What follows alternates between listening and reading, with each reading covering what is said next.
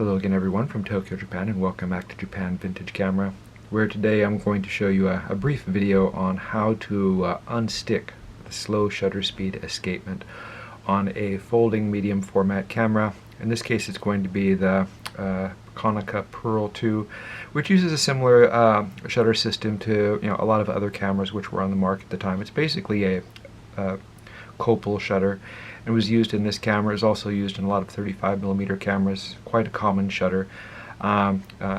Freeing up the slow speed escapement is quite an easy task on the folding version anyway. And basically you only need a couple of things. You need a screwdriver, you need some fingers, and you need some solvent. I use lighter fluid, and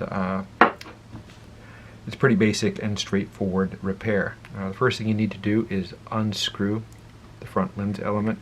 And these old style cameras, which are based on folding cameras or old large format cameras, are the most easy ones to service.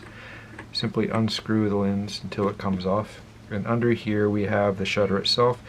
There's a key here which locks the shutter in place. Some shutters will have a retaining ring which screws on, and to remove the faceplate and shutter speed ring you'll have to unscrew that leftwards.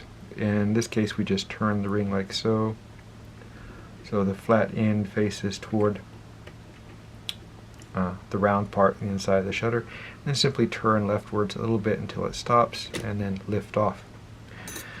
Inside here we see the shutter mechanism, we see the release mechanism here, the winding mechanism here. This is the catch for the release.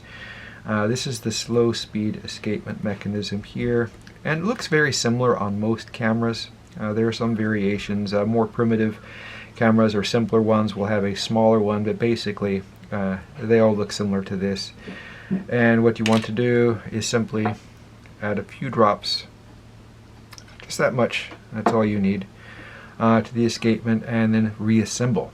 So when you're reassembling this particular one, this doesn't, for the cameras with a smaller variety of shutter speeds, you don't have to worry about this, but for this one you have to make sure that this ring here hasn't popped up like this, because then you can't reinstall the shutter speed ring or retaining ring easily, because these parts from this low speed escapement may stick underneath, and the catch may stick underneath. So you have to kind of move these out of the way a bit and push down with your fingers, and then push that back out of the way, and make sure that this ring is set down flat all the way around, like it is right now. And then take your shutter speed ring with the B setting facing toward the right side. And what I want is, I just want this opening area here to be with this boost spring kind of in the middle. There's a pad here where the boost spring touches. I don't want it to be in the wrong position. So in the case of this particular shutter, I want the B to be on the right side. I'll just press down a little bit and turn it a little bit like that to make sure that it sits. And I'll turn it through the full range of speeds to make sure that it's working correctly.